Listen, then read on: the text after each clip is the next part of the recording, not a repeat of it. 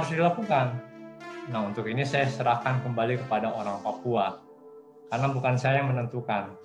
Dalam hal ini saya di Jakarta, saya bukan orang asli Papua, jadi saya kembalikan kepada orang asli Papua. Pada orang Papua, kamu mau apa? Kamu semua mau apa? Tentukanlah. Kamu punya hak untuk menentukan itu.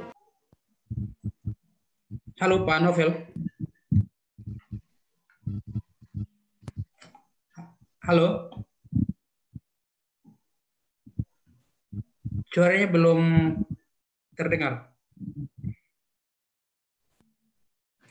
Kalau sekarang apa bisa dengar suara Bisa. saya? Bisa. Jadi saya pas headphone saja.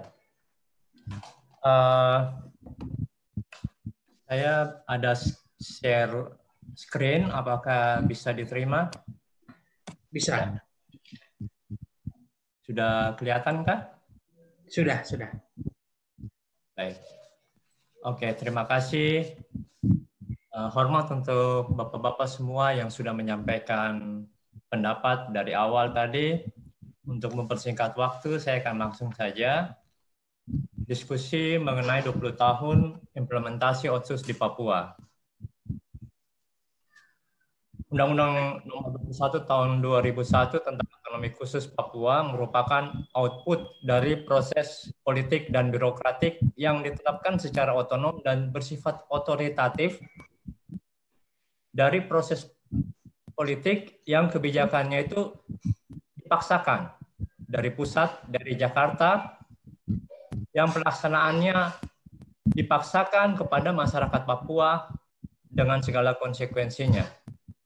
Akibatnya setelah 20 tahun implementasi Otsus, justru mengakibatkan penolakan dari pihak rakyat Papua.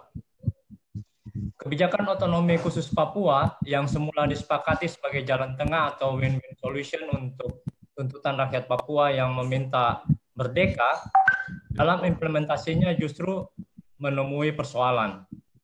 Bahkan setelah hampir 20 tahun pelaksanaannya hingga saat ini.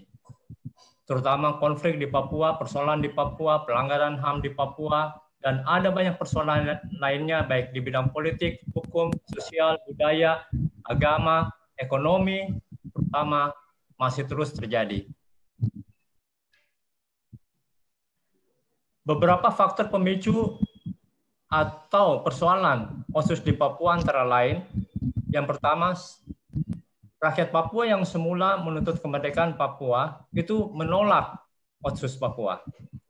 Yang kedua, janji pemerintah melalui isi Undang-Undang Otonomi Khusus Papua tentang kesejahteraan rakyat Papua itu tidak dipenuhi.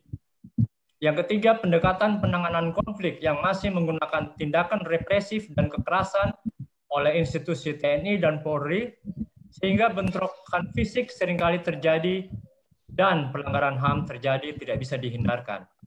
Yang keempat adalah berbagai kasus pelanggaran HAM masa lalu, masa kini, dan juga mungkin masa yang akan datang yang tidak kunjung selesai, yang terus-menerus muncul.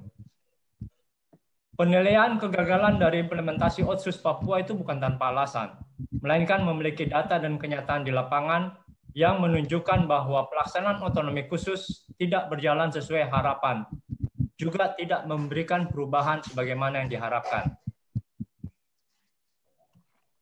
Jangka waktu implementasi kebijakan Otsus Papua yang sudah berjalan hampir 20 tahun, serta anggaran yang dialokasikan yang dikelola lebih dari 50 triliun rupiah, itu tidak menghasilkan kesejahteraan kepada rakyat Papua. Kegagalan implementasi otonomi khusus Papua terutama dirasakan pada sektor penegakan hak-hak asasi manusia di Papua. Dalam laporannya, Amnesty International yang menerbitkan laporannya pada tahun 2018 dengan judul Sudah Kasih Tinggal Dia Mati, mencatat setidaknya ada 69 kasus dugaan pembunuhan di luar hukum atau unlawful killing antara Januari 2010 sampai Februari 2018.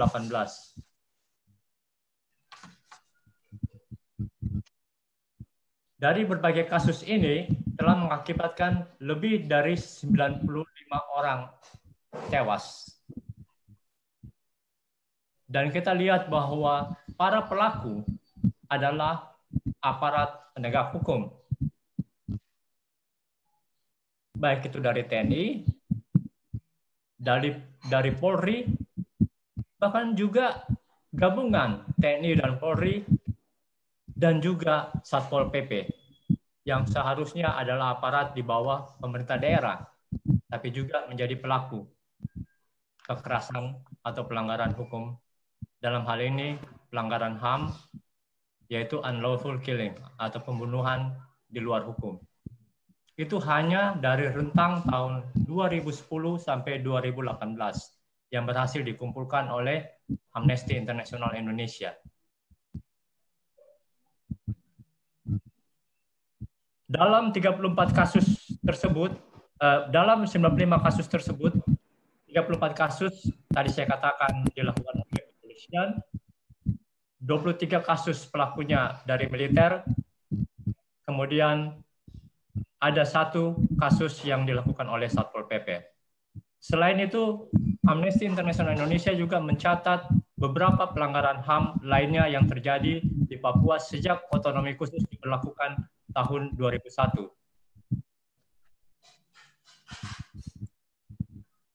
Yang pertama adalah insiden penembakan di Timika, di PT Freeport Timika pada tahun 2011. Kemudian pada tahun 2012 di Wamena ada insiden serangan TNI yang terjadi di Manelama, Wamena tahun 2012.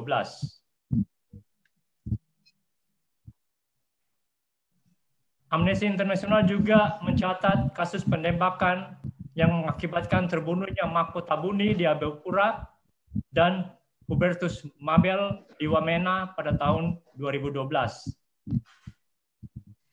Ini penembakan yang dilakukan oleh aparat penegak hukum. Kemudian pada tahun 2013, pembunuhan Irwan Wenda di Wamena. Kemudian penembakan di Aimas pada tahun 2013. Pembunuhan di Pasar Yotefa di Jayapura pada tahun 2014 yang dilakukan oleh polisi. Awalnya ingin menghentikan judi dadu, tapi kemudian terjadi bentrok karena ada polisi yang menjadi korban dan aparat kepolisian pada saat itu membalas dendam, melakukan penganiayaan, kekerasan kepada warga sipil, dan mengakibatkan 3 orang Papua meninggal. Pada tahun 2017, Agustus, terjadi penembakan di desa Oneibo. Saat kerusuhan pecah di kantor perusahaan konstruksi di desa Oneibo, Kabupaten Deiyai, Provinsi Papua. Dan masih banyak lagi hal-hal yang dicatat oleh Amnesty International yang terjadi di Papua sejak pemberlakuan otonomi khusus maupun yang terjadi sebelum pemberlakuan otonomi khusus, berbagai pelanggaran HAM yang hingga sampai saat ini belum menemukan penyelesaian dan juga belum memberlakukan keadilan kepada para korban yang adalah orang asli Papua. Ini adalah persoalan yang terjadi di Papua, yang terus-menerus dirasakan oleh orang Papua, oleh rakyat Papua. Jadi tidak heran kalau sampai saat ini ada begitu banyak rakyat Papua yang berkata bahwa OSUS itu gagal, OSUS tidak berhasil. Karena apa yang diharapkan justru tidak terjadi. Dan yang terbaru, yaitu pada tahun 2019 yang lalu, insiden rasisme di Papua yang mengakibatkan korbannya awalnya adalah orang Papua mahasiswa yang ada di Surabaya, yang diejek, dicemooh. Tapi ketika orang Papua melakukan aksi demonstrasi, mereka justru ditangkap, dikenakan pasal makar, dan dianggap sebagai ancaman terhadap negara.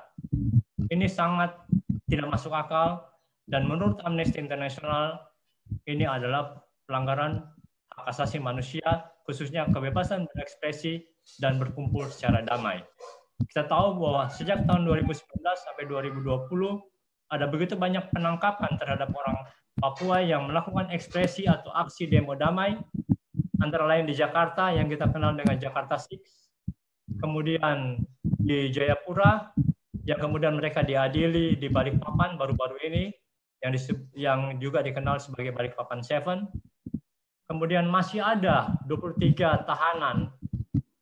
Amnesty International menyebut mereka POC, yaitu Prisoner of Conscience. Mereka adalah tahanan hati nurani yang semata-mata beraksi, berekspresi secara damai, mengungkapkan pendapatnya di muka umum secara damai, tapi ditangkap dan dianggap ancaman bagi negara, dikenai pasal makar. Ini adalah pelanggaran HAM.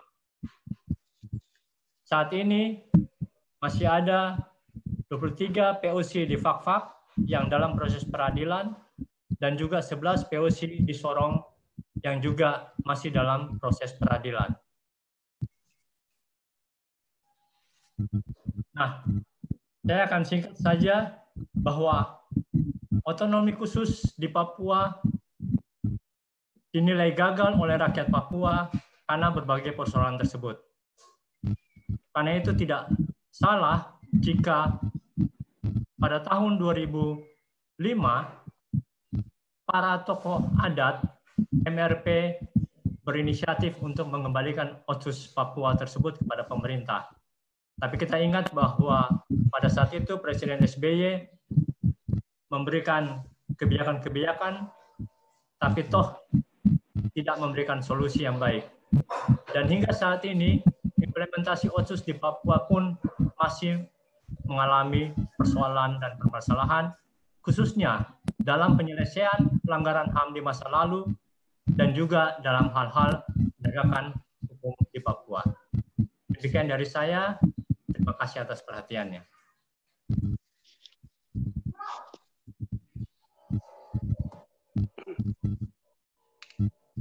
Terima kasih Pak Novel.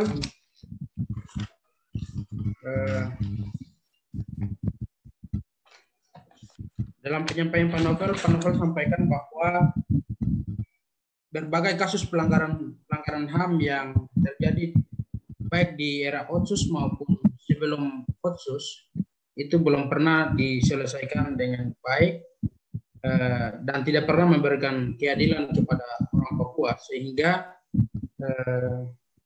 dan kemudian dalam catatan Amnesty International antara 2010 sampai 2018 terjadi 90 kasus yang mengorbankan baik orang Papua maupun aparat dan warga sipil yang lain, sehingga amat sangat wajar kalau orang Papua nyatakan otonomi khusus gagal dan tolak otonomi khusus.